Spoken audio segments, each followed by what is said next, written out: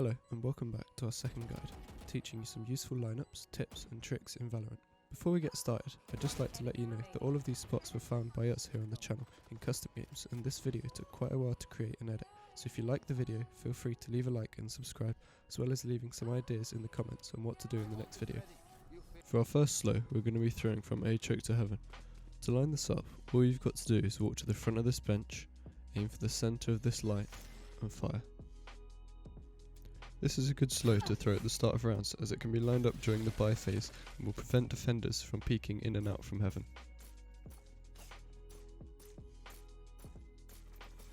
This next slow can be used to slow enemies in A heaven, however this one flies right through A ramp doors.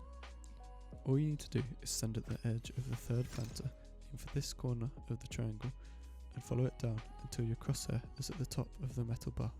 This can be useful if you know an enemy is rotating through vents or to deny entry back into heaven from ramps. As you can see, this one covers a completely different area and can be useful in order to get those extra couple of seconds for late round rotates. Next up is a super easy but highly effective slow which prevents attackers from pushing A ramps in sight. All you've got to do is look at this back wall here, run and shoot. A slow used here can be very useful if you have someone peeking from A ramps, or if you have a teammate holding a long angle in the defender doorway. Here we have a nice little A ramp to mid slow that can catch enemies who are rotating through mid off guard. All you need to do is line up in the middle of this square, aim between the roof and the top of this building and fire, and it will bounce off the wall and land straight in mid. This is a great one to use if you've got a call out from your teammate and you need to rotate.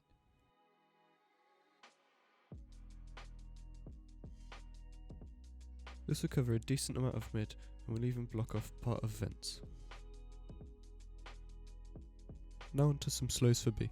For this one you're going to want to walk to this third rut in the metal, line up with the box corner and aim down slightly so that your crosshair is on the roof. This lineup allows you to slow enemies in the common peak spot at the entrance to garage. This can be lined up at the start of rounds and is useful if you have a teammate who wants to play aggressively for some early round picks. Here's another lineup for garage, however this time it prevents attackers from pushing into B site. All you need to do is go into this corner and aim for the tip of this very top leaf. This is especially useful on pistol rounds when there's likely many attackers all pushing through garage, as it allows you to have an unexpected angle and they won't predict it. If you're in attack, this is a great slow to prevent peekers at the bottom of B site. All you need to do is line up in this back corner and look between this building and roof and aim for the bottom wire.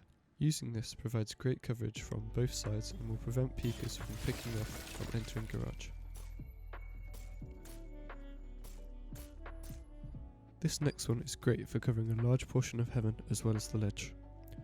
All you need to do for this one is walk up to the edge of this box, aim up and follow the left white beam upwards until you reach the light at the top.